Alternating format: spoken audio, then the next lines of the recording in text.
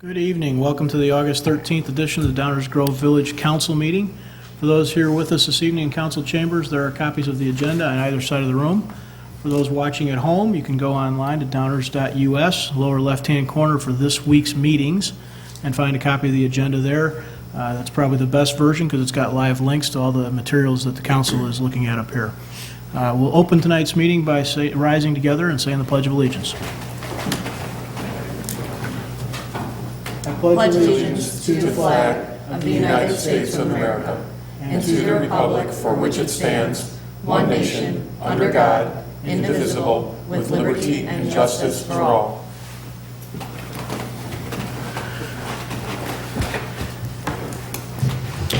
Would you please call the roll? Commissioner Wallace? Here. Commissioner Earl? Here. Commissioner Sadowski-Fugic? Here. Commissioner Colavini? Here. Commissioner Gray? Here. Commissioner Jose? And Mayor Barnett. Here. Greg Jose is with us tonight on an audio feed, and so we're going to entertain a motion now to allow him to participate electronically. Mayor Barnett, I move to permit the electronic attendance of Commissioner Jose. Second. Those in favor say aye. Aye. Opposed? Welcome, Greg. Thank you very much. Before we go any further tonight, I'll remind everyone there are a couple of opportunities for public comment through the course of the meeting.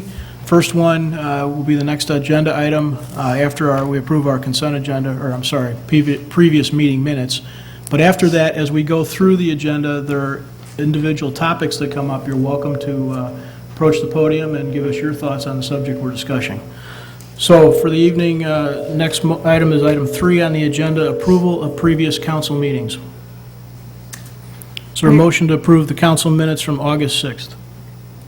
Mayor Barnett, I move to approve the council meeting minutes of August 6th. Second. Those in favor say aye. Aye. Aye. Opposed? That carries unanimously. Abstain. Thank you. Did you abstain, Abstain. Rich? I'm sorry. Did you mark that down that Rich abstained? I'm sorry for that. All right, we're on to the first round of public comments for the evening. Are there any public comments on a subject not on tonight's agenda? Okay, we'll move on to the consent agenda. Is there a motion to approve the consent agenda? Mayor Barnett, I think we had one item removed from the consent agenda by council rule. I think item D was removed at the request of Commissioner Jose earlier, and by council rule, that item comes immediately off the agenda for separate consideration. Thank you, Dave. Thank you. Is there a motion to approve the consent agenda absent item D? Mayor Barnett, I move to approve the consent agenda without item D as presented. Second. Those in favor say aye. Aye. Aye. Opposed? Okay, thank you. There is no active agenda for the evening, so we'll move on to our first reading. Dave? Mayor, if I might, I think we need to return to consent item D. Yeah, you know what you need is a non-rookie mayor. Thank you for the help, guys. Do I have to make a motion to, Yes, we do. Okay. Under active agenda, we're going to reconsider item D that was removed from the consent agenda. So is there a motion for item D? there is a motion to approve item D on the consent agenda as presented. Second. Is there discussion on that item? Mayor, I have a comment, but I don't want to step in front of any of my colleagues. I think you're it. Greg, go ahead. Thank you, Mayor. I just want to, first off, thank my colleagues for allowing me to remove this from the consent agenda for a brief comment. This is an item that we knew might someday come, and unfortunately it has. And I just want to highlight and use it to highlight the importance of the long-range planning discussions that we're going to have beginning tonight and for the period of the next few weeks, and especially the village sustainability piece, the facility sustainability. I think the 6 of us that have run for office in the last 3-4 years have all campaigned on the idea of fixing the village facilities problem. And this is just another highlight of why we need to finally reach a solution. So I'm excited to move forward with the long-range planning tonight. I will support this item, but I think it again just highlights the importance of finally finding a solution on facilities. Thank you, Mayor. Thank you, Greg. Any other council discussion of item D? Any comments from the public on the motion to award a contract to McDonough Mechanical Services for Police Station Village Hall boiler replacement? Marge? Yeah, in the same vein as we're talking about this, it was noted that these can be reused if there was something that should come up where we actually get to move forward on a project, so that these can be taken out, recycled, reused for what we need them to be used for, so that's Correct, good and news. if they're not a good fit for whatever facilities improvements we select at a later date, then they also have value to be resold to buildings that could use them. Fantastic, thank you, Dave. Thank you, Marge. Any other council comments? Okay, would you please call the roll? Commissioner Earl? Aye. Commissioner Wallace? Aye. Commissioner Gray? Aye. Commissioner Kulovany? Aye. Commissioner Sadowski-Fugit? Aye. Commissioner Jose? Aye. Mayor Burnett. Aye. Thank you, that matter passes unanimously, so now we'll move to first reading. Thank you, Mayor Barnett. There are 3 items on tonight's first reading agenda. The first is to consider an ordinance amending brew facility liquor license classification. And here to present background information on this item is our village attorney. Thank you, Dave. The next item is an ordinance proposing to amend our brew facility liquor license classification to remove the 48-ounce limitation. When this license was created back in 2014, it contained a restriction that customers be limited to 48 ounces of beer per day in the establishment. That was pretty consistent with our surrounding municipalities at that time, but since that time, several communities have removed that restriction from their ordinance. Alter Brewing, the only brew facility license holder in the village, has requested that the village consider removing that limitation so that they can remain competitive with the surrounding communities.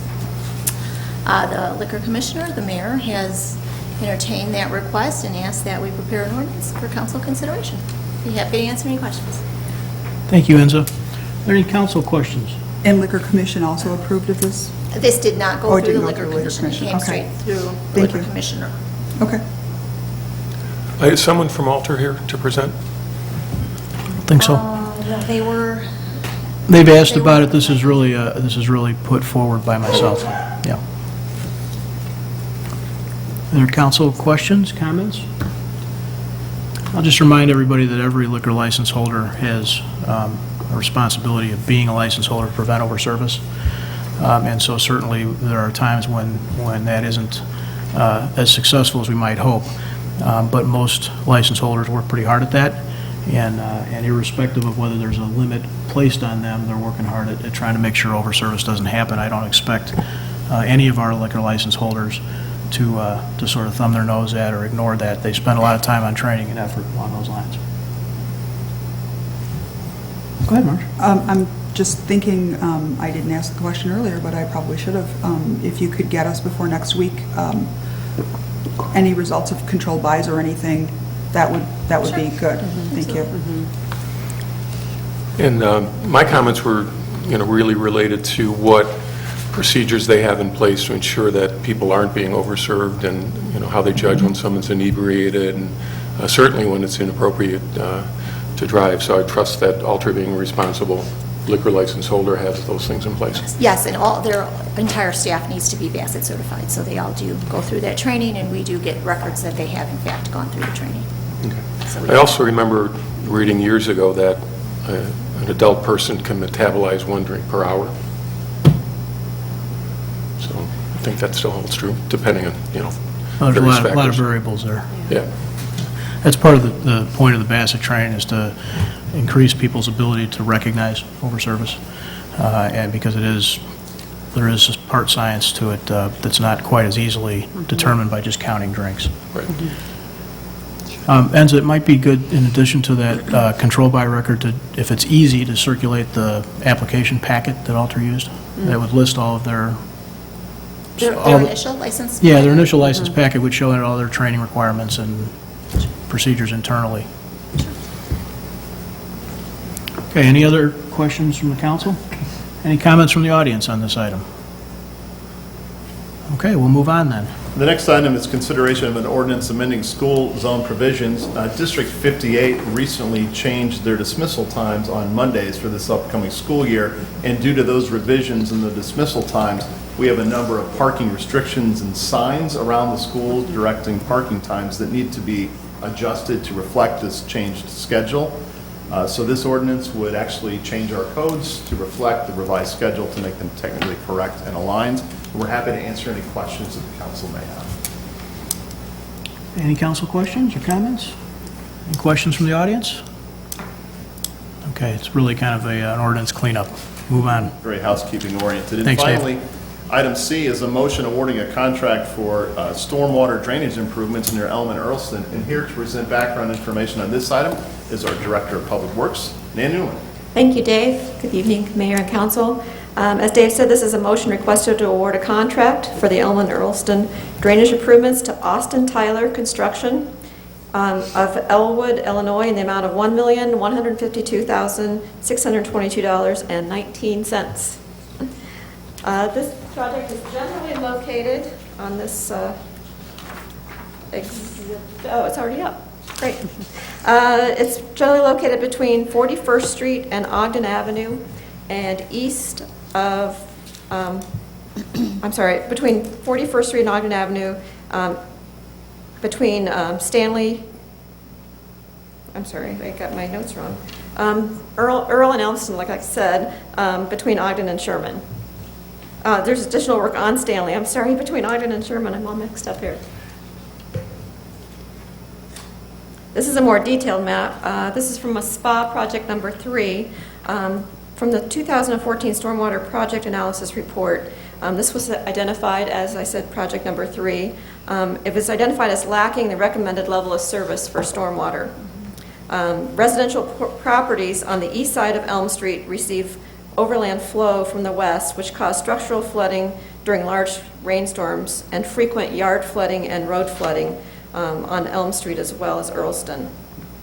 The existing system on Glendenning also is lacking in stormwater infrastructure on the west side, just north of Ogden Avenue, and that's also included. So here is a map of the exact roads we're working on. The scope of the project includes installing a new storm sewer system on Elm and Earlston between 41st and Ogden, and on Glendenning, just north of Ogden Avenue. The new system will connect to an existing storm sewer system within IDOT's right-of-way, so we had to work with IDOT to get permitting through IDOT. And as part of that permit, requirements for a new storm sewer system were installed also on Stanley to provide additional detention. The new storm sewer system on Elm, Earlston, Glendenning, and Stanley will provide the recommended level of service that was identified within the SPA report. The project also includes resurfacing Elm, Earlston, from 41st to Ogden, and Stanley from Ogden to Sherman, which is shown in blue on this exhibit. We issued a call for bids, and we received 6 bidders. The low bidder was Austin Tyler. They have satisfactorily completed the Wisconsin and Janes stormwater improvements in 2012, Downers Grove Estates utility improvements in 2014, and water main improvements in 2016 and 2018 for the village. And staff recommends award of this contract to Austin Tyler. I'd be happy to answer any questions you have. Thank you, Nan. Any council questions? Mark? Nan, can you tell me, did we already, or is water mains tied to this at all? Because usually when we rip up that extensively, we're looking at water mains too, so. This does not include water improvements.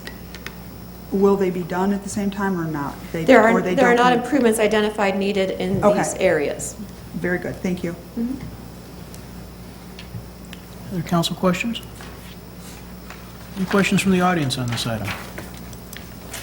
Okay, thank you, Nan. You're welcome. Mayor, that concludes our first reading tonight. Attorney's report. Thank you, Mayor. 2 items tonight to present. The first is an ordinance amending the brew facility liquor license classification, and the second is an ordinance amending school zone provisions. Hands up. Thank you, Mayor. Thank you. Mayor and council reports is next before we move over to the committee room, so we'll start Rich. Welcome back, first of all. Thank you. Good to be back. No other comments? Leslie? No report, Mayor. Cole? I'm so excited for LRP, I have no report. Kavanaugh? Actually, good evening, everyone. I do have a report for this evening. I'll try to make it quick. I spent the last few minutes in the parking lot fishing my piece of paper here out of the water, and so since I was able to bring it in one piece, I'd like to get this out real quick. As we're as our community and the districts are moving towards back to school, tons of households are kind of in gear and in motion for that. The discussion of the death of the summer job has been something that's been kind of hopping around. Over the last 2 decades or so, students have gone from a 50% year-round summertime work employment to this 35%, somewhere in that realm, if I'm just kind of pulling off the top here, somewhere in this 34% rate of working jobs year-round. And I think that's kind of come about as the workload, the pressures, and everything that comes with this new competitive environment in academics has transpired. What I got a couple of days ago was just some information I just really wanted to share with families in the village. IMSA's program for the Promise program, they started taking applications in I think a day or so. And what this program is really geared around and towards is just to help students learn more about IMSA's innovative practices in the areas of education. Program participants can work with IMSA faculty and staff, student tutors, kind of connect with hands-on projects. And really, I think this kind of falls in line with those households who really are in this space of trying to provide academic alternatives for their students in this environment, in the present environment, year-round. And so if any families or households are interested, you can look online. I think it is imsa.edu/promise for this program. And I think it's also an early entrance or early look program at their, I think, 10th through 12th full-time program for families that might be interested going forward. Thank you. Marge? Oh, this Saturday is Coffee with the Council. Come see us 9 to 10 a.m. at the train station, right outside the train station there, right before the farmer's market. We'll be there from 9 to 10. Hope to see you. Thank you. I have no report this evening. We're going to take about a 5-minute break here. We're going to reconvene in the committee room. Oh, I'm sorry, Greg. Forgot you're there. No worries. No report, Mayor. Thank you. Where's the reset button? Dave? Hang on. Greg, do you have any report for this evening? No, Mayor. I have no report. Thank you. All right, thank you. Dave? Thank you, Mayor Barnett. As Mayor was about to say, we're just about ready to go into the committee room for long-range plan, but I do have one important report. The large cottonwood tree located in the Rogers Street Parkway east of Highland Avenue will be pruned on Monday, August 19th. This work will involve the removal of 2 or 3 overextended lower branches and the clearing of deadwood in the upper branches of the tree. An assessment of this important tree was recently completed and presented options that included significant pruning or removal. After carefully evaluating these options, the village has chosen to prune the tree and monitor its condition. This course of action will promote and enhance public safety while also protecting and maintaining the character of the neighborhood. While the pruning activities should extend the life of the tree, it is uncertain how much longer this tree may stand. It is likely that this tree is rapidly reaching the end of its long life. After the pruning, the village will vigilantly monitor the tree on a regular basis. If and when an inspection suggests that the tree presents a safety concern, the village will make plans for its removal. And as we have more detail on the exact timing of those ongoing inspections, I will share that with the council and the community. This cottonwood has stood watch over the neighborhood for 150 years, even witnessed the construction of the Tivoli Theater nearby in 1928. Plans to celebrate the significance of this tree will be announced soon. Look for information on the village website. So please take time, if you're interested in the value of this tree in the near future, please visit it and celebrate this majestic cottonwood. Staff will continue to provide updates to the council and community as we proceed on this issue. Thank you, Mayor. Thank you, Dave. And with that, we'll take a 5-minute break and see everybody in the committee room. Thanks. We need a motion?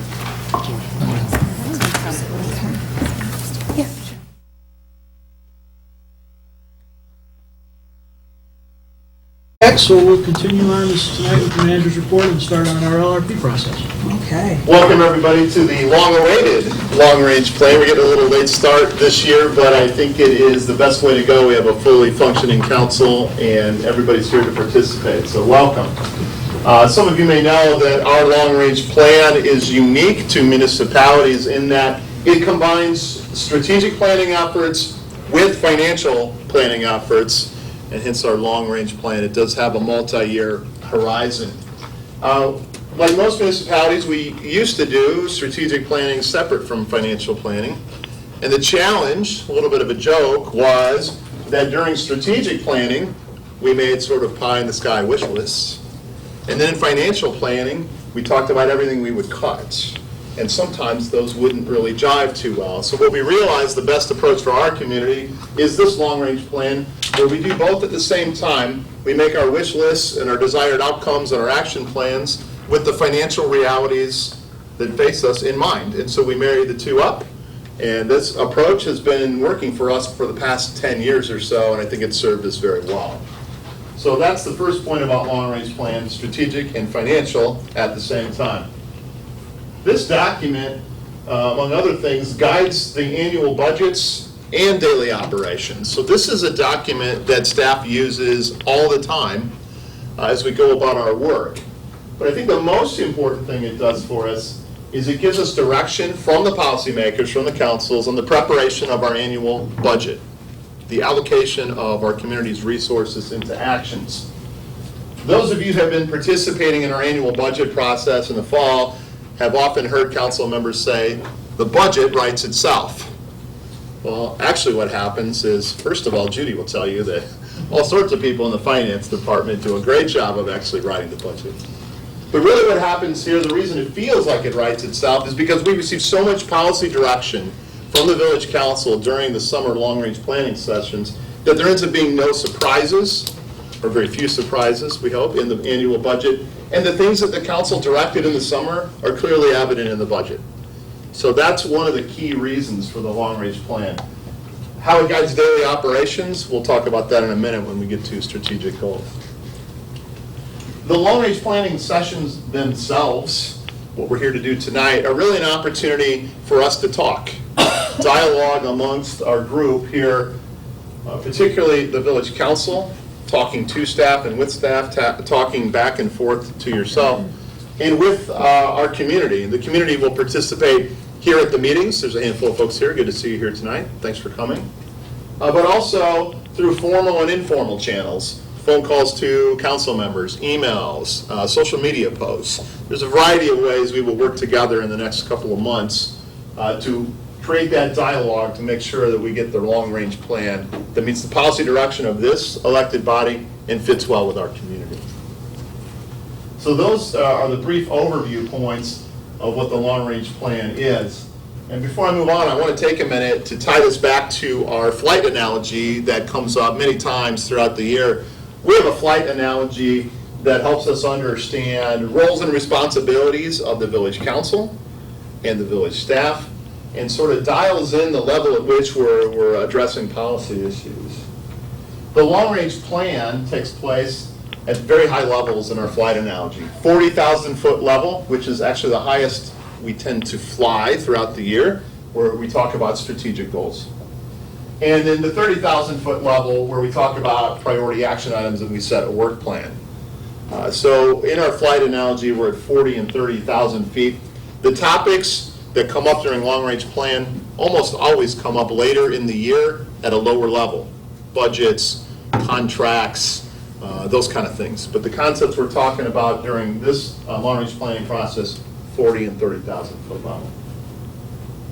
The long-range plan has 4 deliverables.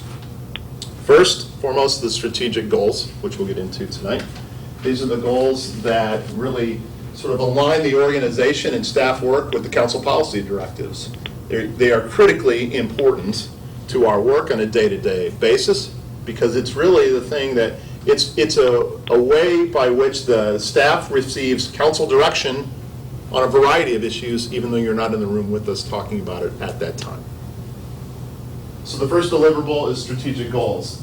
The second issue, the second deliverable is identifying the issues that we think will affect the future, long-term future of our village. Big picture issues, sometimes financial, sometimes operating, all of them policy level issues. The third deliverable is solutions and general strategies that we wish to put in place as a team to address those issues. Sometimes when we get into long-range planning, they can be very specific sets of strategies and solutions. Other times they're just a framework of how we're going to approach an issue or a problem that we'll dive into later as part of a priority action. And speaking of priority actions, the last deliverable of a long-range plan is this council's prioritized work plan. This is the part of the plan that says these are the action items this council wants to handle in the next 18 months or so while this council is seated. And they are action-oriented and very specific projects. Right, so 4 deliverables, and it's an imperative that we work together as a team when we're done with this project at the end of September, this long-range plan, that we've actually delivered on those 4 things. As far as schedule, you'll note up here the first thing it says next to the schedule is that it can be changed. What I should have put up there is it should have been changed, because I also noticed that we didn't change it from last week and it still references the wrong dates. So really what we're going to do is we are going to meet 2 times, including tonight in August, 3 times for sure in September as we work through our agenda, and we might want to keep open the last Tuesday in September in case we need it. So the idea here is we have a nice little schedule. We'll go through goals in the general fund tonight. Next week we plan on talking about recreational marijuana, which will actually be also on the council agenda, first reading item. And you can see how we plan to work through this as we go. This is just to help us guide our discussions.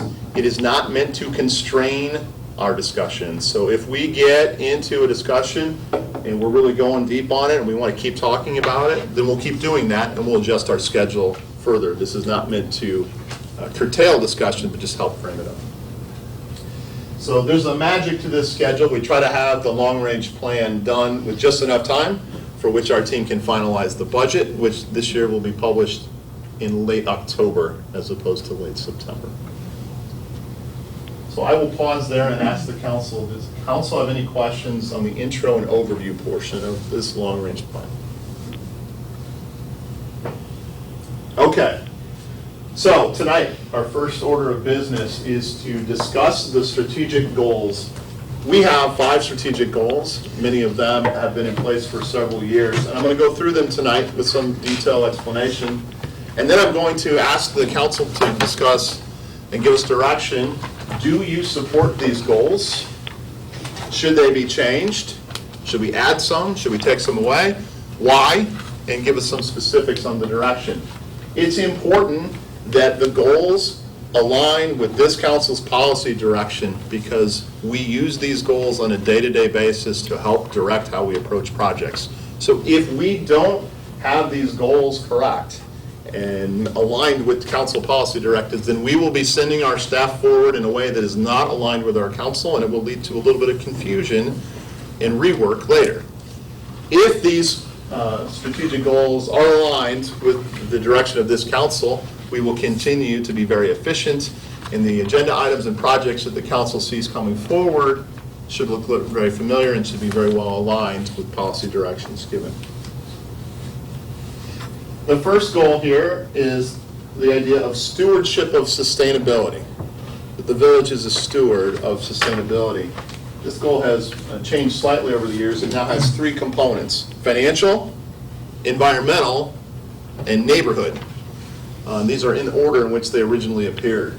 Steward of financial sustainability really talks about being respectful and responsible with taxpayer resources and taxpayer dollars. The idea here is simple, that we should always act in ways that aligns over the long term the expenses and the revenues so that we can continue to be balanced, not just in the short term, but predictably in the long term. This concept is what drives our controlling of expenses, something that we've become very good at in the last decade or so.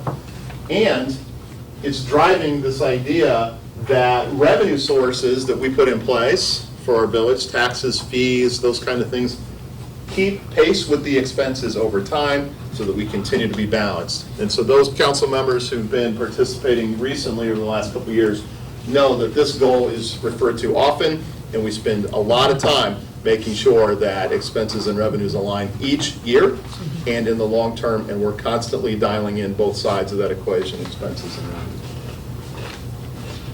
Steward of environmental sustainability. This goal has been interpreted such that we should be delivering services in a way that are mindful of the impacts on our environment and our natural resources. And those services should be delivered in a way that protects and enhances the environment.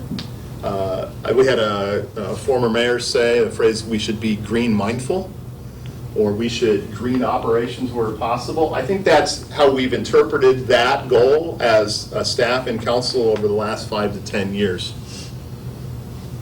The last one under this goal, Steward of Neighborhood Sustainability, came about in about 2015 and represented a real change in focus of our village and has driven many projects that we talk about now, or you were used to.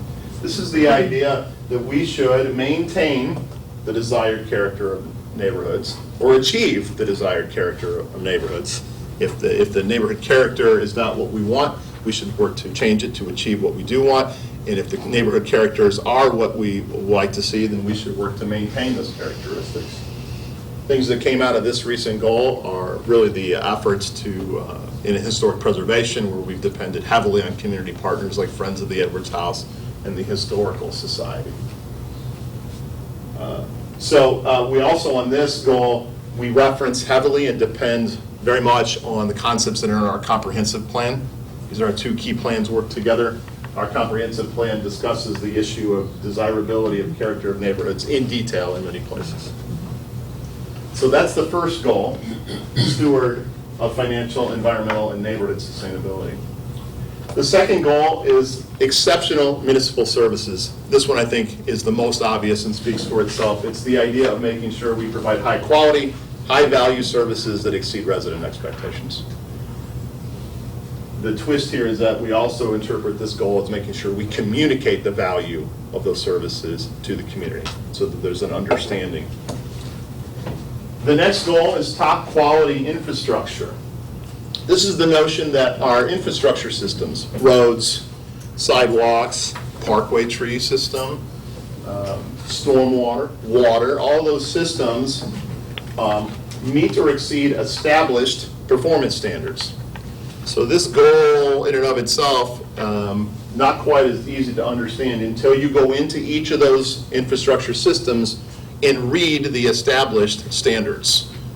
Director Nguyen referenced those earlier tonight when she talked about stormwater level of service. So the idea here is that the quality we're looking for in each of these systems is actually defined in a level of service that we call the recommended level of service in each of those concepts. Whatever recommended level of service the council sets for us as a staff team, we go about putting in places the resources and the staff procedures and work plans to deliver that level of service. The most obvious example of this one is in 2013 when we established the stormwater utility. The next goal is a strong and diverse local economy. This one's pretty obvious as well. This is the idea of a resilient economy that provides revenues for our community that are sustainable on the village side and also sustainable on the residents and taxpayer side. We talk about things like having a strong tax base that can withstand changes in local and national economy so that our revenues don't waver very much. And we have things like a strong employment base, et cetera. With this goal, we rely heavily on our partners at the Downers Grove Economic Development Corporation. This is their primary mission, is to assist us and frankly lead us in creating a strong, diverse local economy. And the final goal is continual innovation. This really came about, its roots were in our response to the Great Recession. That started us down a path that required us to be nimble and thoughtful and innovative and really do things differently to add more value to our community and our constituents. The way it reads in the description is that we should, as a village, discover, develop, and implement leading ideas and practices. Sometimes these innovations are very small, generally at the staff operational level, and they are introduced by folks throughout our organization who simply just find a better way to do their job. That is the spirit of innovation. Also, some of these things are big. Stormwater utility is an example. We were the first community in DuPage County, second in the state of Illinois, to come up with that concept and implement it. So everything from small changes to how we do things to big sweeping new ideas. So I provided a pretty detailed explanation of our strategic goals. And I will now turn it over to the council for discussion of these goals, keeping in mind the key questions. Do you support these goals? Are they your goals? If you were to come up with goals, is this the list? What should change and why? Mayor? Thank you, Dave. This is what we're here for. To talk about each of these steps along the way so that in September we have a plan that feeds a budget we can implement. But this is a little bit introductory, but it can't be overstated how important it is, because every subject that comes up that we're not predicting, the ones that we're not sitting here thinking about in the next 6 or 8 weeks, are going to be evaluated sort of in this context of what we set for strategic goals. And so it's just important that we're reviewing these tonight, that we're talking to each other, and if we think there's something that we don't understand, we need to clarify it. If there's something we think we don't agree with, we should bring that up and talk about it. That's the point. So I'll start and say that these are goals that I support entirely. One of the things that you'll notice is that there can be a tendency to want to assign metrics to them. They are kind of intentionally not that way because of this unpredictability. We'll set a hot list of action items for the year, then there's the normal stuff the village does, and then there's all the things that come to us that we didn't know about, that we didn't think about, that economic development may bring to us. Those things still need a basis by which our organization is going to evaluate and determine a direction. I think a lot of them, they have evolved, as Dave said, over the years, to add some things, which I think have been good additions. But it's time for us all to weigh in and get on the record and ask questions if we have them. So my 2 cents is I support them entirely. I think they're well done. So, anybody want to jump in? I think I'll dive in, Mr. Mayor. And Dave, the first thing that as we're going through these, and I heard you mention it, so I know it's somewhere or it's being worked on and edited. Do we have full descriptions for each of those? Because I think I saw maybe some in our information here, and then I didn't see all of them, but I did remember seeing the page. We have short and hopefully effective descriptions on pages 8 and 9 of this long-range planning document. Like I said, they fit onto 2 quick pages here. You wouldn't guess by how long I dragged out the presentation, but they do fit there. We think they capture it. This is the full description. There is no longer description elsewhere. This is it in its entirety. So this is what I would also say, just kind of the piggyback of that. Each of these things are so, each of these things are so large. They hold so much weight, each of them. I would have, as we get into further discussion on these, they almost feel like each one of these is kind of based on some work I was doing last week. Each one of these feels like there should be a hardcore mission, and we should refine them almost through that mission process. Just kind of the same approach that you would take for cranking out Starbucks' mission or Google's mission. They're such overarching, huge concepts that idea of having a mission to support each one and then asking the questions that filter them through that mission process, I think is really, really important.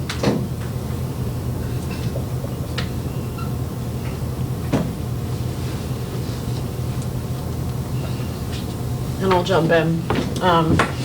So kind of related to that, if I'm thinking goals and objectives, and maybe it's just because I have had to formulate goals and objectives way too frequently for my professional life, even if we don't want specific metrics, I think we need to have some way of knowing that we achieved our goals or we're working towards them. If we don't have any way by which we're measuring this, then it's really easy to say, like, sure, we're doing a great job, but we don't actually have any way to show people that that's the case. So for example, like the first one that popped out to me is continual innovation. I have no doubt that we're doing that. But how do we tell our community that we're doing that if we don't have any way by which we're measuring that? And it doesn't have to be quantitative, it can be qualitative measures, you know, but I think we need to have some way of kind of trying to tease that out. One thing that also popped out at me was being a steward and the continual innovation almost seem at odds for me. So we're saying we do these things when we can, or we'll try to meet standards, but we also want to be continually innovating. Well, if we're continually innovating, are we trying to then kind of push ourselves a little bit past just simply a steward or simply meeting things? We may not hit it every time, and I think that's okay. There should always be some goal that is a little bit out there and a little bit hard to reach that may not be something that you definitively hit, but there should always be something that you're striving for that's a little bit more than what you're doing in that moment. I think that's probably where that continual innovation came from, but I would like to see us push ourselves a little bit more in general towards that direction. I'll jump in there, Commissioner. I think when you started talking about measure, it just jumped out at me. We really haven't put the measures right in the same place where we talk about the goals. And it's sort of a first reaction. The steward of financial sustainability, we have a lot of measures already in place, Yeah, and absolutely. we can easily connect those. Absolutely. Environmental sustainability, we've talked several times in this room. We have a lot of results that we're really proud of. They're not necessarily measured in the metrics form. Neighborhood sustainability, we have a couple of measures. This one's pretty challenging. We have how many structures have we, designated as, for example, one measure. Exceptional municipal services is the one that stands out at me, that we probably don't have what I would consider qualitative or quantitative measures that we talk about. We certainly commit to these ideas. We talk about them all the time. I think we deliver, but to your point, we don't have that. On top quality infrastructure, these performance standards that exist for each of the infrastructure systems are very easily measured, and we can connect the dots for you and the community. For example, on the streets side, we actually measure the condition of every street segment in the village, and we have a goal that says 99% of all street segments should be in a maintainable condition. You can relate that to a number. So these are really easy. What strikes me is we can do a better job of connecting them.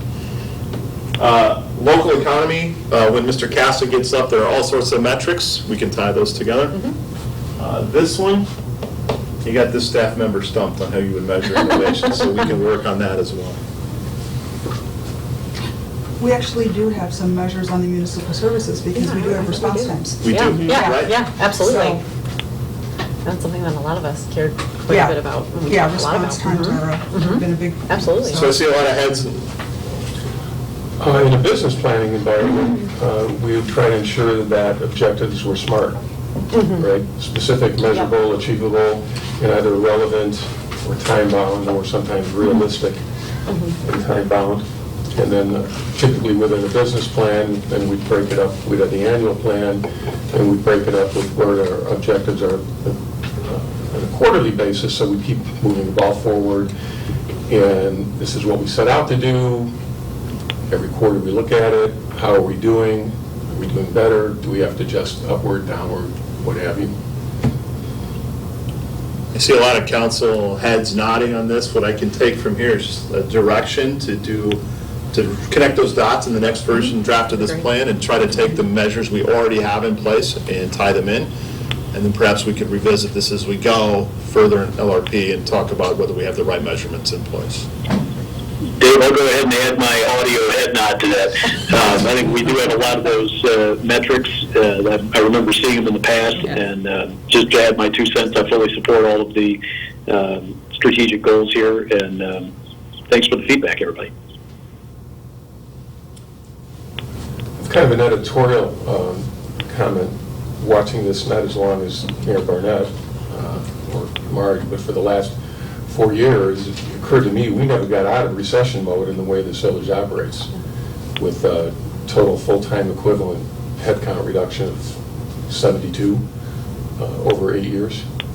And so the village has responded to get leaner and leaner and leaner, and the expectation, I think, among our residents is we do more and more. So then the question is, all right, what kind of headcount do we need to do those things, and then how are we going to pay for it? And, you know, we've had to get out of the way of the pensions and by keeping our operations levy flat without even an adjustment for inflation, right?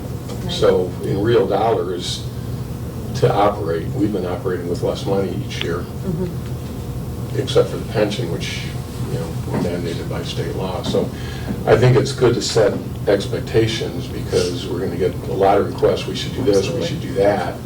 And setting the priorities is going to be really important, right? Is item G more important than item B?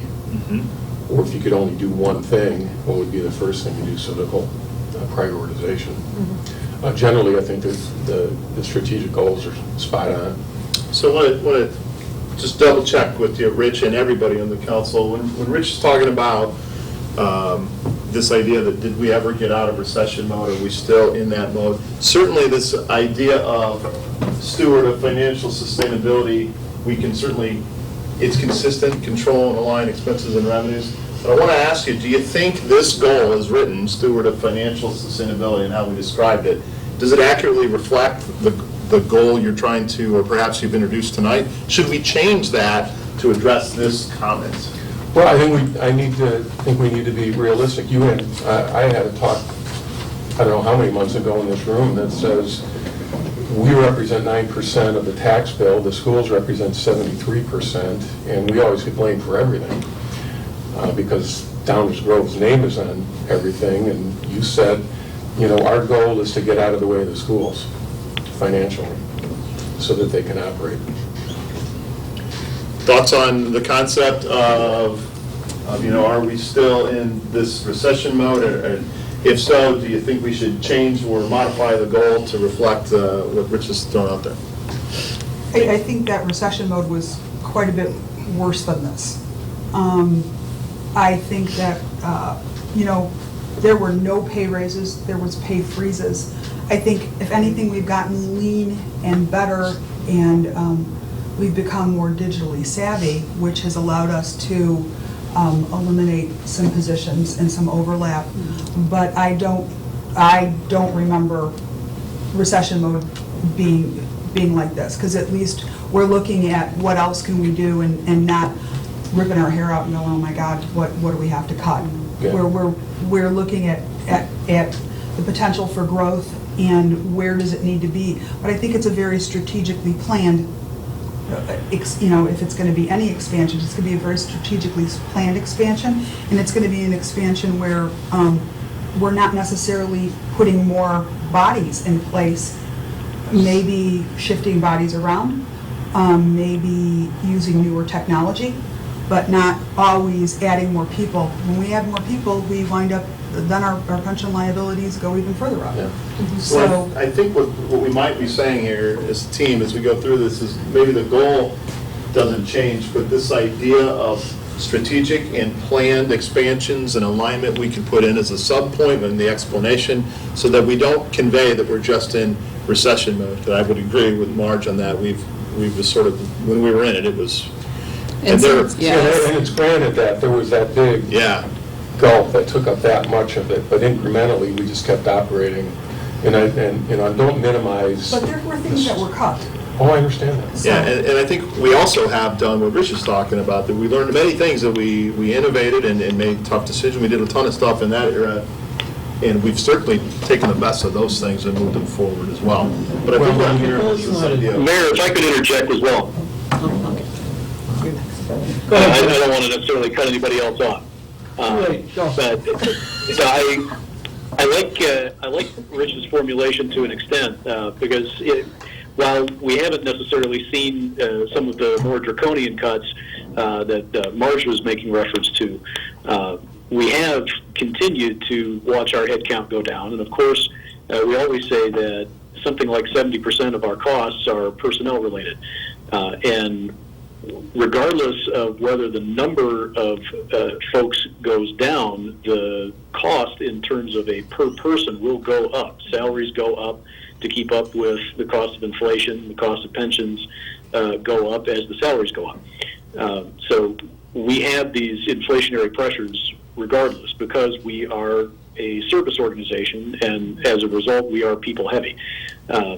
At the same time, we also have to make sure that we have the resources available to deliver things like top quality infrastructure and exceptional municipal services. These things do cost money, and the costs for all of those things go up, whether it's the cost to put in new storm sewer or construct a new segment of a road or a sidewalk or village facilities.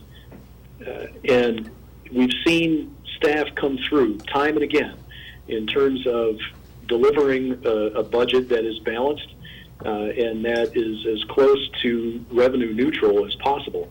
And a streak of 8 years, I'm going to bleed into the next topic, I think, in terms of general fund sustainability. A streak of 8 years of no property tax increase for village operations is impressive, improbable, and likely over. And it's simply talk about sustainability, that kind of streak is not sustainable. And we've heard the mayor talk about that for the last couple of years and others in the community as well. So I think we have to keep in mind that we have these inflationary pressures and that we can't let the idea of no revenue increases crowd out all of our other goals, which it would threaten all of those other goals if we continue in that mentality. Thank you, Mayor. Yeah, one of the things that I was thinking about in terms of the, operating under this recession idea is at least the past few years that I've been here, staff that we've essentially, it's been retirements that we just haven't filled. And so it's not, I don't think we're quite operating under a recession mode, which would be more like letting people go. I think we're going to have to really be considerate of, and I agree with Greg, we've had this great 8-year streak, and that may be coming to an end. I think, though, that we need to be careful and considerate with how we do this, because I'm looking at all of these words up here that says control, yet high quality, high value, exceed. So every time we look at a particular topic, we need to come back to the strategic goals, because that's why they're there. And are we meeting the goals? We talk about measurability. We do have measures. I think we just don't put them down on paper and out there. But we do have the annual report that comes out that shows all of the things that the village has achieved every year, which I think is great and very helpful. I think the question is going to be, can we have our cake and eat it too? How much are we going to be able to do while we're still considering our tax base and our residents? There are 49,000 some people that we need to consider, not just the 7 at this table or the 15 people in this room. So I agree that I want to move forward. I think we've got some things that we want to do. Police pensions are going to continue to go up. All of these things that we want to do are going to cost money, and I think we're all aware of those things. I think we just need to keep coming back to the goals and considering the goals when we consider all of these other things, and continue to consider the 49,000 people that we live here with. So with If you have a follow-up question, go ahead. I want to jump in for a minute. I'm going to try and pull this back a little bit and just describe my vantage point on these goals a little bit. There are strategic goals and there are tactical goals, and there's a process that we're at the very front end of. And we talked a little bit about missions, and we talked, the word high priority action item was thrown out. This has always been, in my mind, a little bit of a mission statement. We set tactical goals, we set budgets, we set priority action items for staff. There's a lot of what we do that is not discretional for the village. And nothing in these goals compels us to do anything particular as it relates to the things we've just kicked around for a little bit, headcount, budgets, tax levels. Nothing in these goals compels any direction on any of those items. Stewardship does not in and of itself mean reducing or limiting or raising. It talks about how you handle the decision-making process.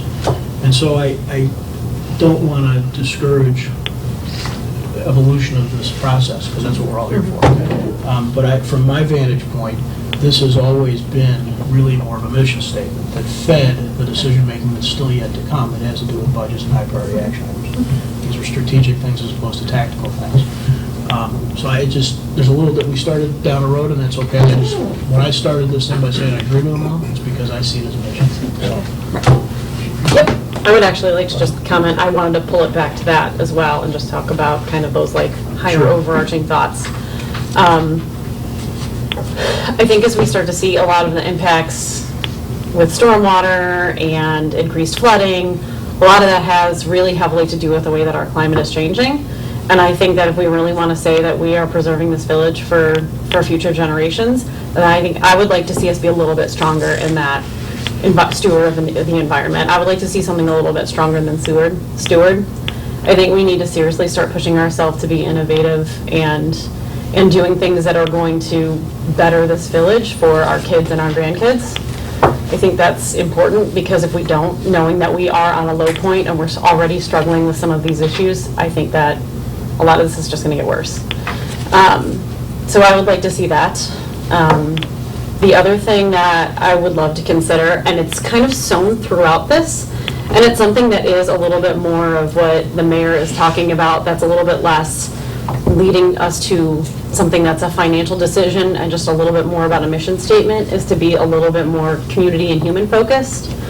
I threw out an idea to Dave in just one of our Monday morning calls that he was just like, well, that's the opposite of the way we've always done things, and you're kind of like making your head spin a little bit, but the idea of potentially having more opportunities to interact with the community, have those larger conversations about things like, recreational cannabis, which we'll be talking about, and kind of getting people on board throughout the process instead of towards the end, and having more opportunities to engage the community, have conversations about decisions that maybe aren't already made or maybe we're just a partner in, and really kind of wrap the human side of things into it.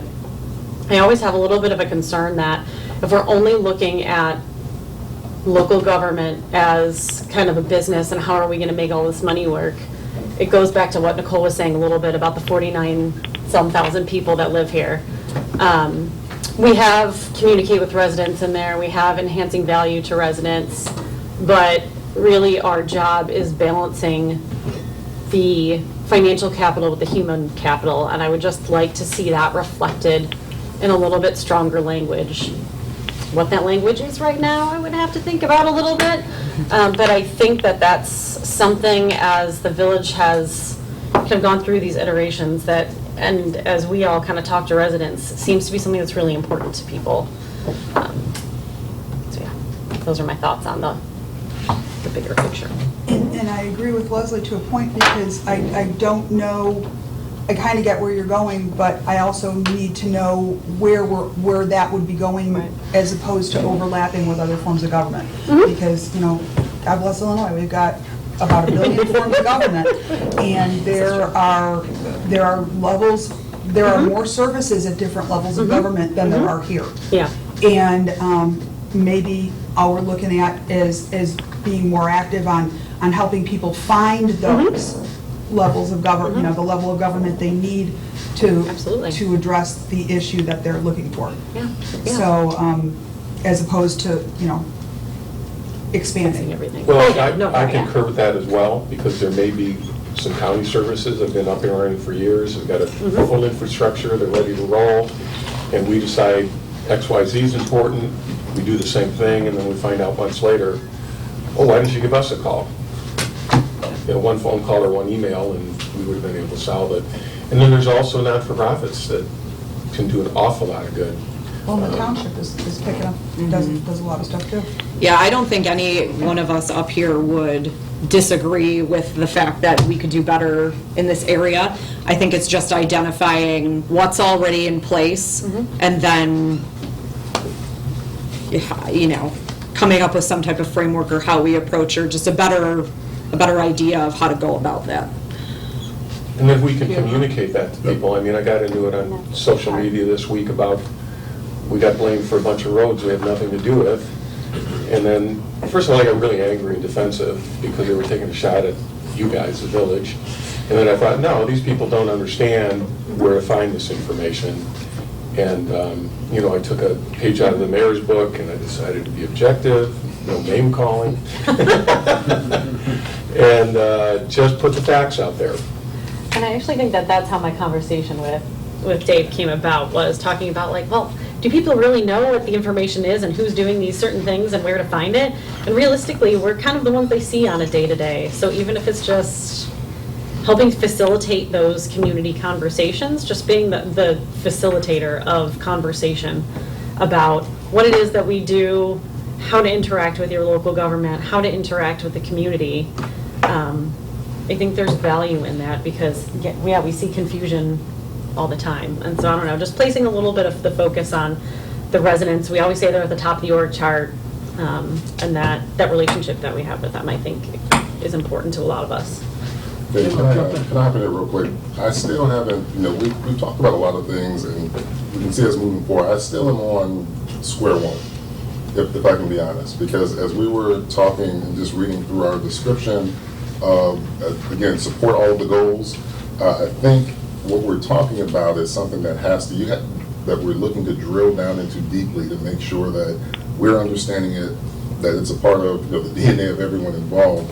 And so as I'm reading our description, and again, just processing it through a left foot, right foot, step one, the thing that comes that I'm thinking of just in my notes here are the beliefs and values for each of these items communicated.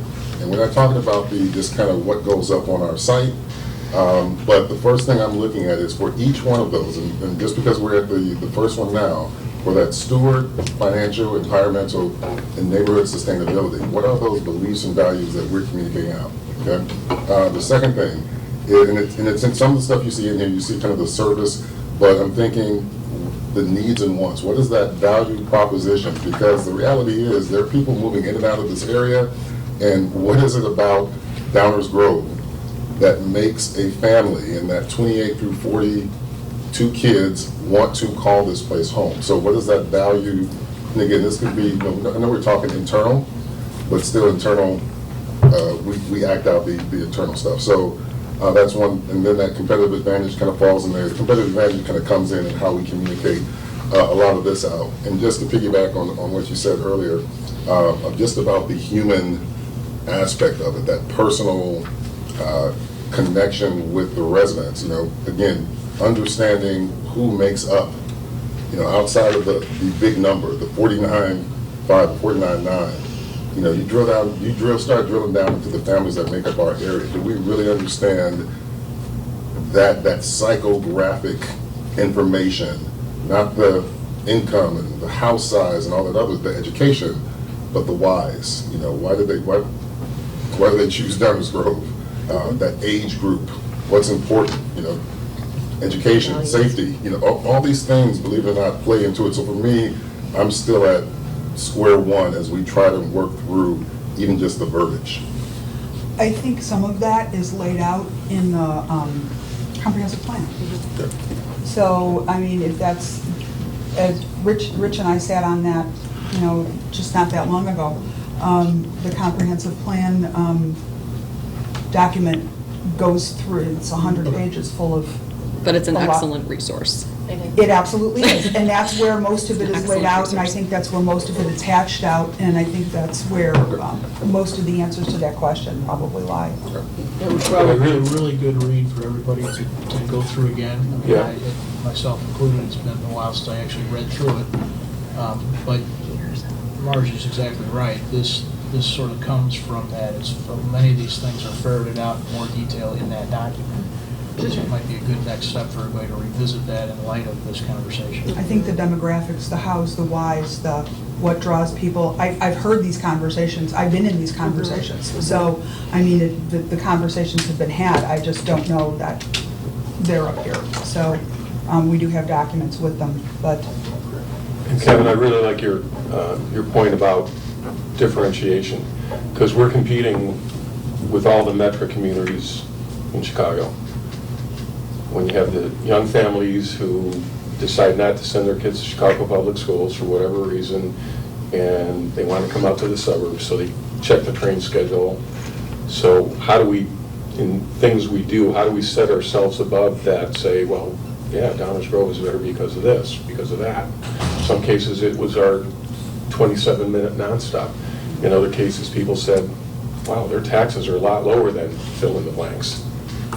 We got, Or their schools are well, right. the schools are, yeah, so Metro schedule, then the schools, and then Park District, everything else that goes with that. But understanding how we, because we're competing with other places. So this is the point in the meeting, because I've written everything down, and I put names next to everybody. This is for Mr. Paradis as well. This is where I usually say, okay, we get our direction, and then we all kind of snicker, and we figure it out. Here's what I'm sensing tonight. I think we've done a great job of reevaluating and having a good relook, reconsideration of these goals, and we have a lot of new ideas here on the board. I think what I'll propose is staff would like the time to sort of digest and kick this around as a leadership team. Package it up in a way that might make for better readability. Tie some things back to the comprehensive plan. And then I propose that we actually, instead of keep talking about strategic goals right now, is let's go through the rest of our schedule, which I almost erased here, and then come back to it at the end.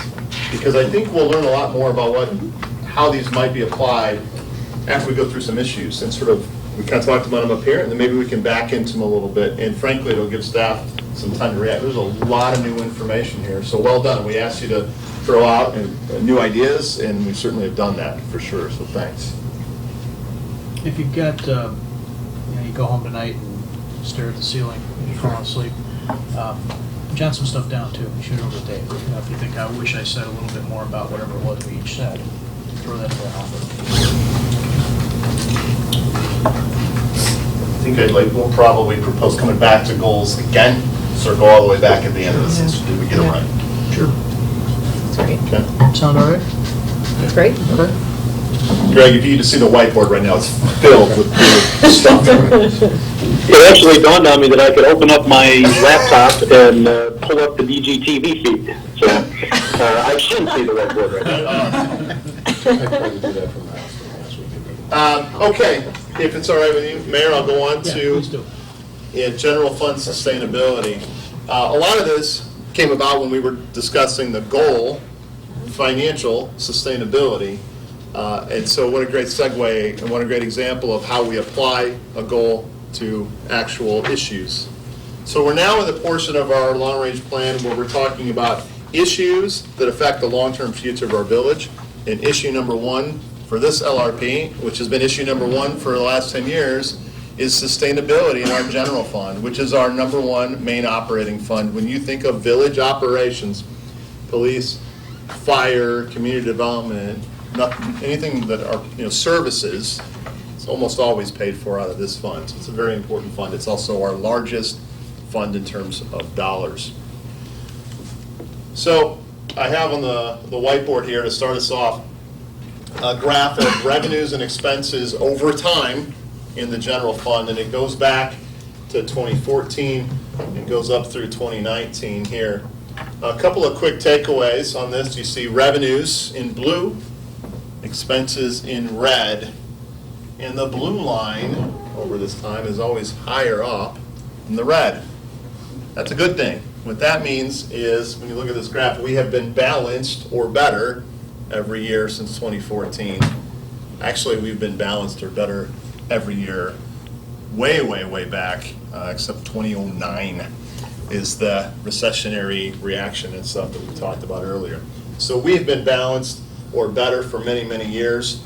And this has allowed us to keep a fund balance, also called a reserve, rainy day fund sometimes you hear it called, but a fund balance at the recommended levels, the levels that ensure sustainability, the levels that are looked upon favorably by rating agencies and those types of things. So this is a good picture, and we'll go through first on the expense side. Expenses in 2014 were $43.4 million. Projected for the end of this year, 2019, to be $48.2 million. Couple of takeaways here. I'll do the math for you. $3.9 million increase between 14 and 2018, for which we have actual numbers. So 3.9 million. The good news here on cost control, that is a 2.2% average annual increase. That's really good cost control. And I think all of us will appreciate it as we work through some of these other key points. A couple commissioners mentioned this earlier tonight. Our expenses are driven almost entirely by personnel expenses. We are a service organization first and foremost. Those services are provided by our valued teammates, staff members here at the Village of Downers Grove. 77% of our annual general fund expenses are related to personnel costs. A lot of the expense drivers on the personnel side have to do with compliance with the way the state has set up public safety pensions. And before I get into this, I want to really add some context to this. We have a lot of negative sounding comments about the public safety pension system. The pension system has some challenges. In no way does that reflect the value we place on our public safety team, personnel, our police department, our fire department, our first responders, not only in the Village of Downers Grove, but everywhere, but particularly in Downers Grove. We are the best of the best, and we have measures and metrics to prove it. And if you've ever experienced service by our teammates on the police side and fire side and dispatchers when we had them, you'll know what I'm talking about. Excellent. So the public safety pension system itself has been a large expense driver. These are rules, financial rules and benefit rules that are set by the state of Illinois, which we do not control. The only thing we really control in a meaningful way that affects these numbers is headcount. To put a finer point on it, the cost of required contributions to public safety pensions in 2014 was 4.8 million, somewhere around there, 4.77 million. In 2018, it grew to 6.5 million. Now remember, our total increase is only 3.9 million. This is a 36% increase in that line item, right? How are we getting such a low cost increase curve, 2.2%, when we have that much of an expense driver? Almost everybody's mentioned it. It's been through staffing reductions. And Nicole was talking about them earlier, not layoffs, those kind of staffing reductions, but strategic and opportunistic shifting, moving, reducing of staff replaced with technology, outsourcing, partnerships. All those things are good and have worked well for us. And our impact on our valued employees has been minimal, as Nicole was talking about. 20-some-odd% reduction in headcount since 2008. That's how we have been able to control the total bottom line cost while we have this expense driver on the public safety pensions. So I want to take a minute to do a look. We've done a little bit of a look back on the expense side and the key drivers. I want to do a little bit of a look forward to really drive this point home. In the LRP report, you'll see year by year between 2020 and 2040 what the projected required contributions to police and fire pensions will be. We're talking about projecting a $7.63 million total contribution in 2020. That number, you can see if we put in 5-year increments, will grow to nearly $20 million required contribution in 2040. 2040 is an important year. That's the year the state says we have to be 100% funded in both of these pension funds. It's a measure of the health of our pension system. You'll notice that while we have made the required contributions to both of these pension funds for years, I'm not aware of any year we didn't. And in fact, every year I think we make slightly more than the state minimum contribution, state requirement. Our percent funded in these funds has actually been dropping. So we've been contributing more and more and more, and our head count in the police and fire ranks, like all the other ranks, has actually gone down over the years, and yet the percent funded has gone down. And people have asked the staff, what's wrong? When is it going to go up? Well, this table shows us when it's going to go up. That curve that started at 70-some-odd% about 5-10 years ago drops into about its low point now, about 53%, 55% funded, and then starts to go back up as we make more and more contributions. This was by design of how the system works, and the declining percent funded is not an indication of poor health of the pension system. It's just the way you have to amortize the costs and make the contributions. It's all part of a multi-year plan to get us to 100% funded by 2040. So the answer to the question, when will the percent funded start to go up, is somewhere around 2021, 2022, 2023, somewhere in there. You'll see that curve bottom out. The major point here is this expense driver and this increase is going to continue to escalate. It's going to continue to be a challenge that we must face as we try to make sure our general fund is sustainable with revenues matching expenses. Now on the revenue side, in blue, revenues were $44 million in 2014, and we predict about $48.5 million in this year.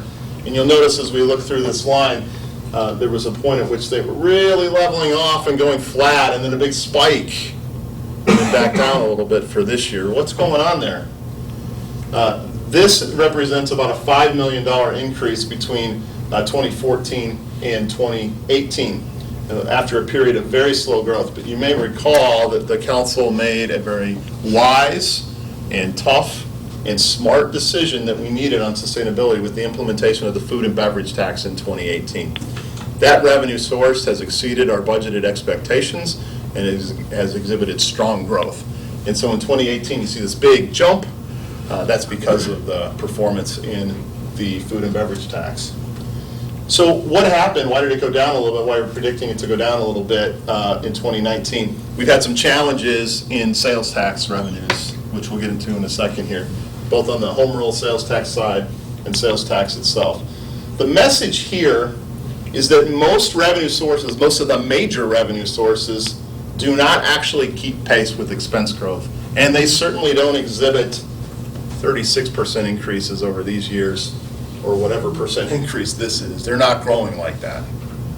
And they haven't really, not only in our municipality, but most municipalities since the 1990s was the last time you saw sort of matching revenue growth. Also to note here, despite all these challenges, what's going on here on both the cost and the revenue side, and Greg mentioned it earlier, we've had an 8-year stretch of not raising the property tax levy for operations. We have done all sorts of cost control, and we've done all sorts of work on the revenue side, which has allowed us to keep that flat. So when you take a closer look at our major revenue sources that are here on the whiteboard and in your packet, you'll see that our largest revenue source has been sales tax at over $11 million. It has been incredibly flat. In fact, if you go back and you look at sales tax revenues in the mid-1990s, they're the same as they are now. So to Rich's point, when you talk about inflationary impacts, in real dollars, it's been going down for years. There is some good news on the horizon. We've talked about structural changes in sales tax laws to try to capture online sales. The state made that change to the state law. And effective in July of 2020, we should, in all villages, should start to see some sales tax revenue from online purchases. It comes into play in the middle of the year, and while it is well described in the law and how it's supposed to be applied, we're not really able to predict with any accuracy how that will affect our bottom line.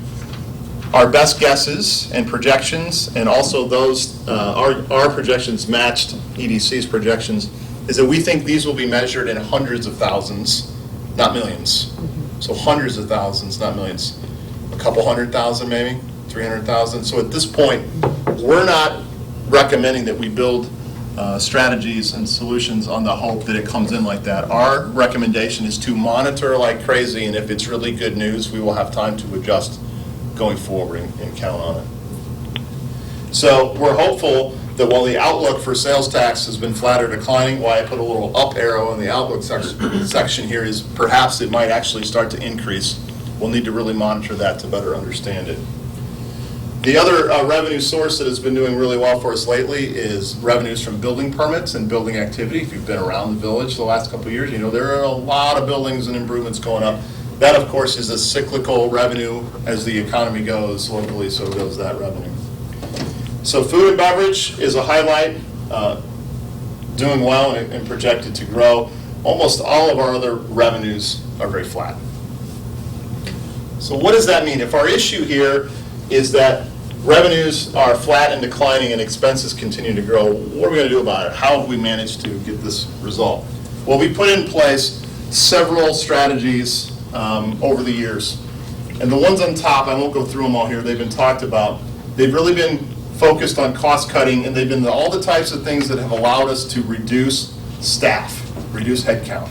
As we've talked about here tonight, we are laying the groundwork for the concept that we think that we can no longer build balanced budgets on headcount reductions. We think we are to the point, given the service levels that have been prescribed for us by the council, that we don't expect to be balancing these budgets based on headcount reductions. We are committed as a team to cost control measures, but we don't think we're going to see much more opportunity for that. Which means that we think the strategies that will be focused on in 2020 and beyond are more on the revenue side. Trying to get revenues that grow, revenues that are sustainable, maybe new revenues, maybe tweaks or adjustments in rates to existing revenues. So perhaps our run of flat levy for operations might be over, and it may be prudent to start increasing those taxes at a rate commensurate with our bottom line expense side. So we've highlighted these strategies that are on the revenue side. Consider new revenue sources, consider increasing revenue sources. Again, I'll reiterate, we will continue with our commitment to cost control, but perhaps the strategies that will be in play will be here. And one more thing before we turn it over for council direction and discussion. I want to give you a quick 2020 budget preview. What does this all mean? We're certainly far from finalizing the budget, but we're getting pretty close in the process here. We think the levy for public safety pensions, the required contribution, will go up by $650,000 total next year. We're pretty confident in that number, right, Judy? Okay. We think that in order for us to cover what we expect to be another $1 million increase in our total expenses, commensurate with that 2.5% slope, that we may need to be talking about an increase in property tax levy for operations somewhere around $100,000. Right, so we're just laying the groundwork here. We think this is the previous, so somewhere around $750,000 in tax levy increase is likely in the proposed budget for 2020.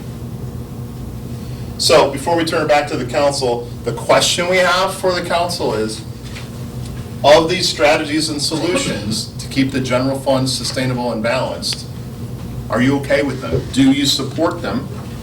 Are there any strategies we should change? And frankly, a lot of council members were already talking about this when we were in the strategic goals section. Mayor?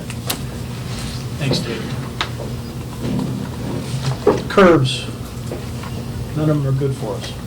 They all lead to something that's not as much fun as it used to be. There's just no getting around that. And I think seeing all this and processing all of it is really important, because every decision we're going to make is going to make this either better or worse. And I think, Rich, I think you maybe said it best, but we've kind of exhausted ourselves. We've put ourselves in a little bit of a box. Everybody wants to be the guy that says I kept taxes down. Every single person. And I think we got that piece of information tonight. We've got, 1 in 5 almost is our households are getting a senior tax freeze. I mean, it's a very real issue to Nicole's point, to every resident in Downers Grove. But there are some realities.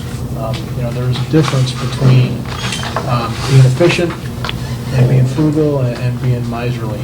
They're not the same. And there's just no reason in my mind to believe that we should expect over the next 10 years to have another 25% decrease in personnel count. We're going to be faced with some real challenges. If we want to do the very things we're doing right now, we have to probably add revenue in several places.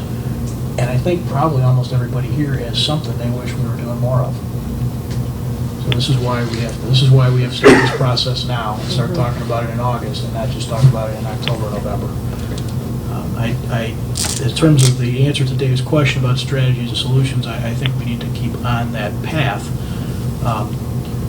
Those, again, in my mind, work a lot like these elements over here, that doesn't necessarily constrain our definition of scope. We end up defining what we want our village to be involved in doing and to what level. Staff will keep these kinds of things in mind as they try to meet those service levels that we define. The one thing I can say, having been through '09 myself, which was not the most fun year at budgeting ever, but every year since, is that we really have, as an organization, adopted this idea that top to bottom, from throughout, people are looking for ways to do more. They're looking for ways to make their jobs easier and less expensive. They really are. It's not possible for Dave to spend one night here and tell us about it, because it's hundreds of things up and down the line, from big things to small things. Every person that works in the Village of Downers Grove has contributed to the idea of trying to be lean and reduce costs over the last 10 years. There's no reason for us to expect they'll stop that, but I think it would be kind of imprudent of us to assume that the results will continue to be as big of a magnitude. I just think that's kind of reasonable. So that's my 2 cents on it. Anyone else want to jump in, Rich? I've got a little one and then maybe a couple of big ones. Intergovernmental cooperation. There was a meeting at South High a couple of years ago. It was very well attended by the governments. I think there were about 4 citizens there. So they had great faith in the government doing what they were supposed to do. I think we should continue looking for things, and even if it doesn't move the needle a lot, maybe it moves it enough for 1 FTE. A big one is consolidation. Do we take a big bite out of the apple and really get innovative, look at all of the local units of government, and make bold suggestions, or at least investigate that? So I put Rich's concepts, I put the intergovernmental cooperation under the partnerships heading in our strategy. I think that aligns well. And the consolidation concept under the operational efficiencies, because that's really what ends up happening. If you have an opportunity to consolidate, you end up getting all sorts of more efficient ways to use tax dollar money and put it to use. So I will add those in, as Rich was talking about. And under innovations, would that include investigating outsourcing or the use of part-time or senior interns? All the above. Okay. I like the specifics, though. It's very helpful.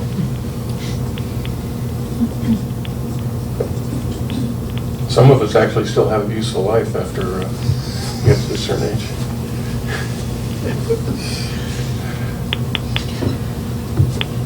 How long has it been since we looked at, I could probably answer this question if I thought about it, our borders, if there's anybody else who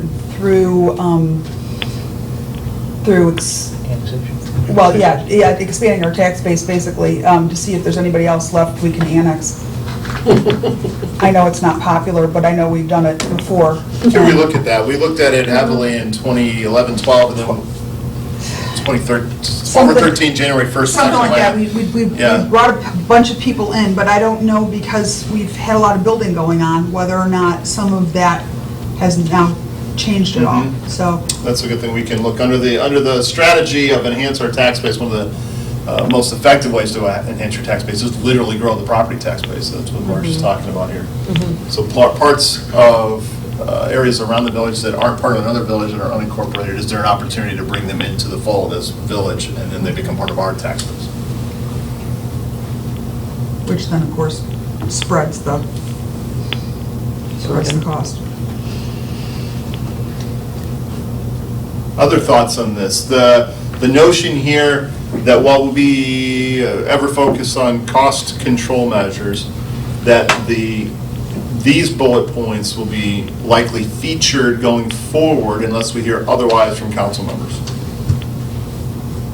So like under new revenue sources, that's when you drill down and you put the half a dozen ideas you had up before. So let's play this out. For example, if the council nods, this is yes, staff, this is the area of emphasis of strategy solutions, then the 2020 budget will likely include this levy for operations increase. If Judy and her team recognize the shortfall where we're not quite balanced, It means that we may be looking to propose changes in some of the rates of these revenues as a solution. It may be that we propose one of the revenues on the list that Rich is talking about. This is where we need, if the budget's going to write itself, this is where we'll need the direction from council. So just looking for head nods there. Rich? Now, how do you factor in facilities costs and what the impact on the budget is, not knowing what our facilities plan is? So the beauty of fund accounting and fund budgeting is that the facilities project would be in a different fund, not this one. So tonight, we're talking about overall general fund sustainability. At an upcoming meeting, I can't remember how we've revised this, we will talk about facilities. So we'll, on this level, we're just talking about keeping them separate. We will marry the two ideas because regardless of fund accounting, the impacts on the community, the impacts on the residents, how our policies affect their pocketbook is important. So what I'd like to do is, we'll talk about general fund, and in a couple weeks we'll talk about facilities, and then we'll take a step back and go, okay, if we did this strategy here and that strategy here, what is the financial impact on our community? And then we fold the SSA and the TIF and the downtown discussion? Yes. 2 or 3 other funds you mentioned there that we'll also do the same thing with. The real important thing, I mean, we're not done for weeks, right? But the real important thing is this initial pass at, how does this group feel about directing our staff to look for increases in revenue? That's a definitive message, and we're going to have to reconcile. So I think that's really the point here. Yeah, I didn't see anybody's hand going up. I want to reiterate that, of course, we will always focus first on cost control. We know that is the direction not only from this council, but our community. We value prudent use of taxpayer dollars. That will continue. But I got good direction. This time we did get good direction on how we can generally go about preparing not only next year's budget, but future budgets. There's another thing I want to throw into just sort of contextualize this a little bit further yet. I probably mentioned it to most of you offline. I'm certainly here to blame or here to get credit, whichever vantage point you have. But if we were to take a look back at 2010 and our property tax levy, and we were to take that number and we were just to apply an inflationary adjustment to it, it's a lot of money, guys. It's a lot of money. Doesn't solve the problem. The pension increase is an entirely separate issue that the entire state has to deal with. But it is a material difference to our ability to do many of the other things that we're talking about. So it's just something to keep in mind for some context. And that hurts everybody that has to pay it, right?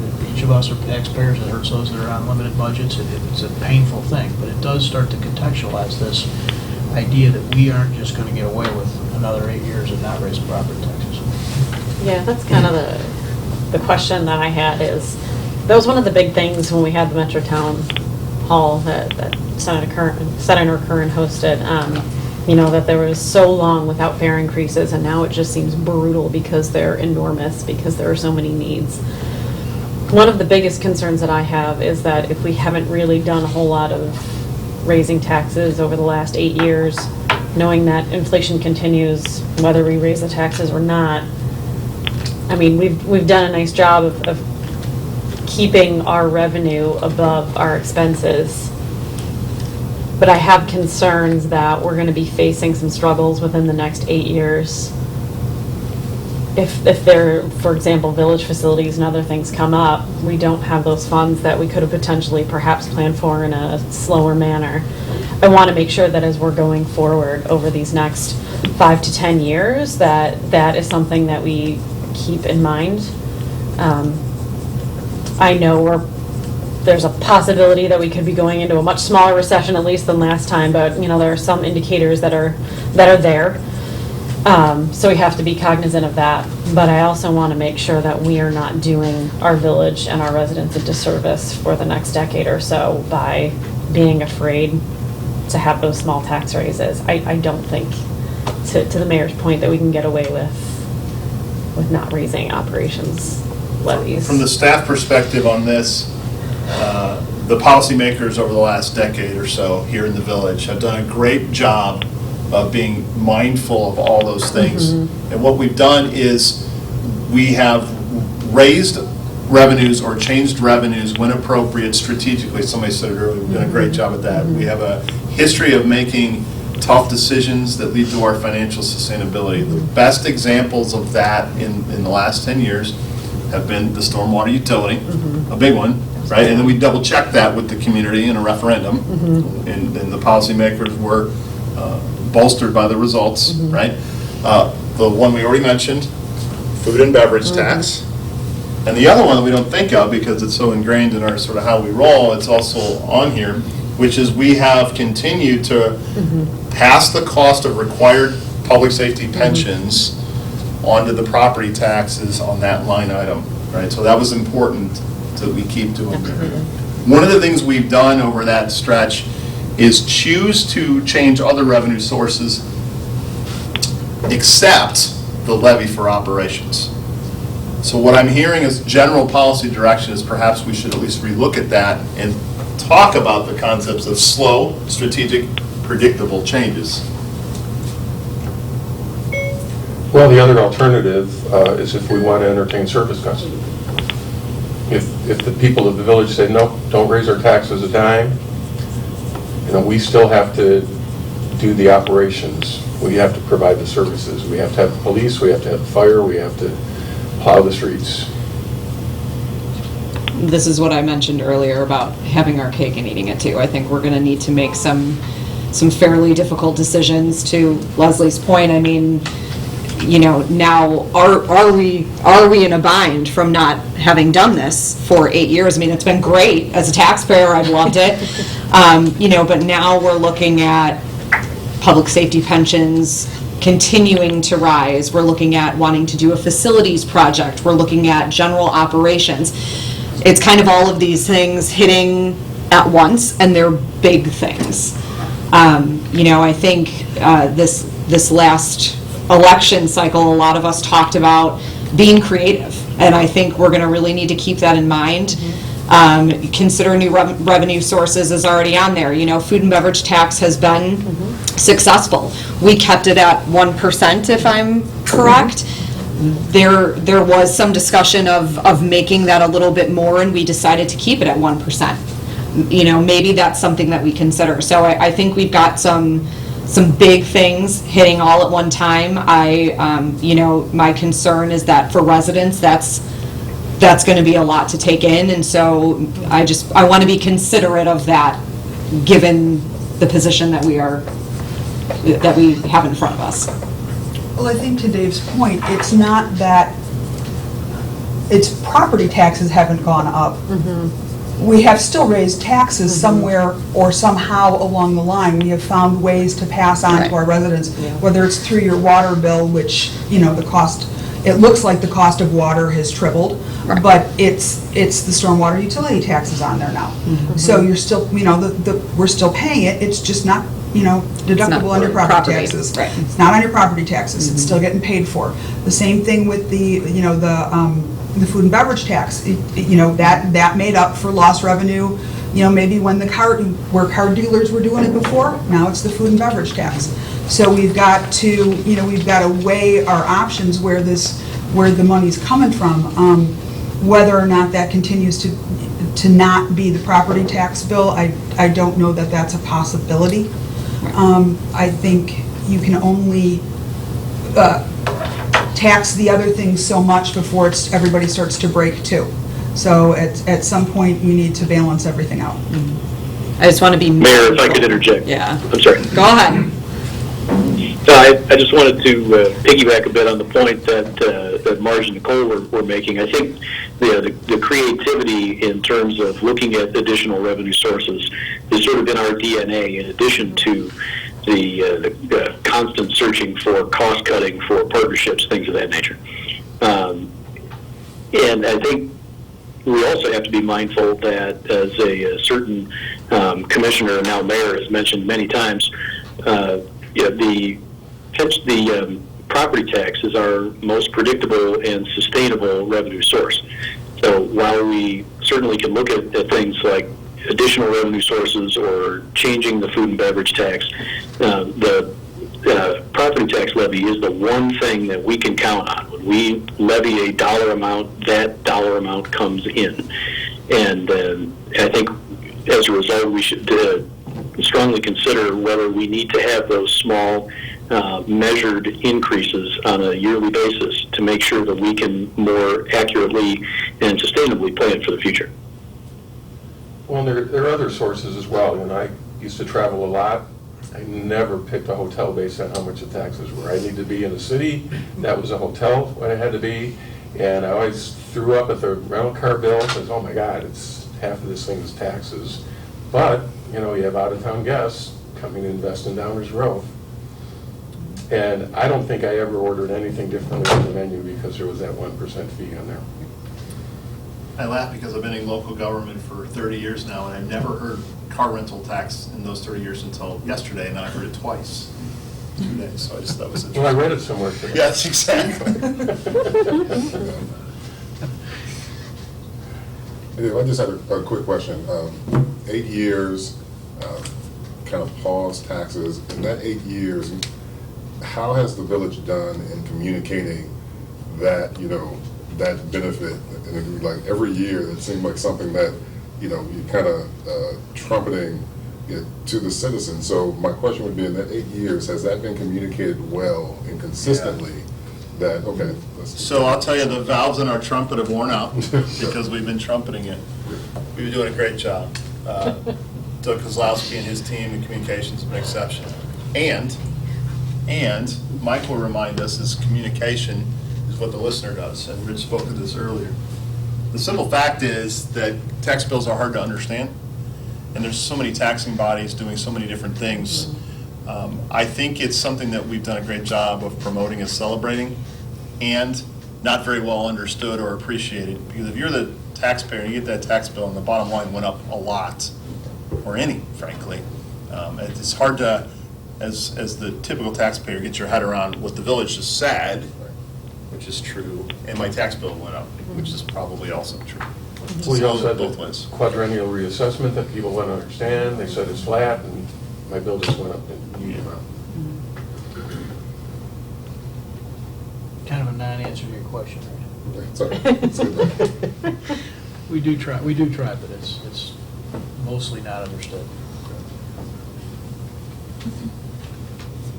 I think we've made great progress for tonight. I think we've accomplished our goal of getting everybody on council to talk through these issues, and now it's up to staff to sort of digest these and repackage them for you to make sure that we've got it. Before we go, you've told us what our projections are with the public safety pensions and how we're doing, and how I know that this is tough for us to bear, but we're probably doing a better job than 99% of the communities out there in Illinois. So I guess my question is how good do we think these predictions are if we're going to be the only ones who are going to meet them? So, yeah, we think these, let's talk about first the accuracy of the projections. These are done by our actuaries, and they have done just a tremendous job, and their track record suggests these will be pretty close to right on. And one of the things that makes them great is they remind us all the time of why these will be wrong, right? There's a million factors. But I think these are correct. As far as sort of our comparison to other communities, the communities we tend to talk a lot about, frankly, or many of them are right around us. So there's several communities in our area that do a great job and do it just like we do. And you're familiar, most of them are in DuPage County. There's some throughout Chicago area. That being said, there are several communities who have not been able to make the required contribution for a variety of reasons. Only sometimes is a political will. Most of the time it has to do with the fact that most municipalities are tax capped. So there's a law that says you can't raise your levy more than X, and yet there's a law that says you have to pay for this. So they've been really crunched. There are also a handful of communities that have chosen, we have chosen and have been contributing slightly more each year than required. Recently, we've seen other AAA-rated communities make contributions significantly beyond that to put more money in faster, which has the effect of causing our current residents to pay more now so that future residents can pay less.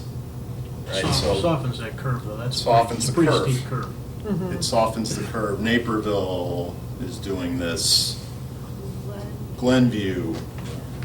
The people that we consider our peers in terms of innovation and financial management. So one of the things we wanted to see is if this discussion brought this issue out. So let's go there.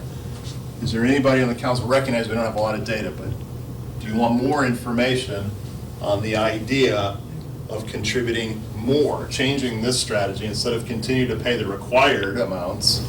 Should we look at ways to pay more than the required amounts? Don't have to answer that now. We'll come back to that later, but that's the groundwork for that conversation. I want to get some input from those who've taken time out of their day to join us. I want to just mention one more thing to follow up on what Greg was bringing out. We are committed to finding ways to lower cost of doing what we're doing. And I suspect, we haven't really got into it, but I suspect we're also pretty committed to provide the services that we provide today. And I know we're going to all look for the list of things that aren't property taxes to try and consider. But the thing we have to always remember, I think we should always keep in mind, is that pick a number, I'm going to use 70% for the sake of it, but 70% or so of our costs are combined three things, current payroll, post-employment benefits, and debt service. And the thing about those is that they're not single-year issues. They're commitments that are 3 and 5 years, and sometimes 20 down the road. And so as we try and embrace this idea of sustainability and long-term planning, we have to just be mindful that we don't want to leave the council 5 years from now in a Metro situation. Right? It's just not a lot of our expenses are really that discretionary. So, anybody else before we jump into the audience? Thank you all for coming and listening to the most entertaining conversation you possibly could on Tuesday evening. We're glad you're here and would welcome any sort of comments or inputs you guys have. If you've got any. We're going to have a lot more meetings. Keep coming. Got it. Okay, all right. Well, It's a lot of work. anybody else want to add anything for the evening? If not, we'll adjourn and continue this again. I'd just like to thank everybody for putting up with the disembodied voice. One day we're going to have holograms. In that case, I move to adjourn. Second. All in favor, say aye. Aye. Aye. We're adjourned. Thank you all. Greg, your adjourning means we're hanging up on you, sir.